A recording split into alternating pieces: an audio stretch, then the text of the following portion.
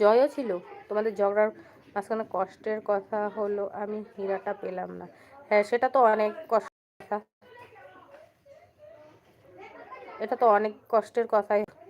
হীরাটা না পেলে তো অনেক কষ্টের কথাই। সেটা যদি না পাও তাহলে কি কিছু হবে পূজা?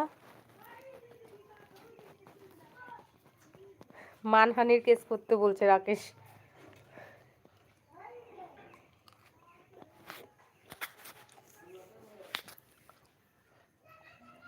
পেয়া খাচ্ছি, খাবে?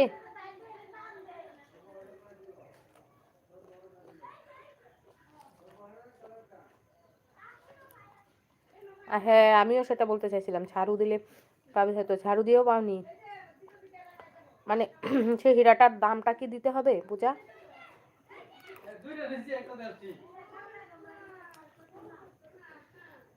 ঝাড়ু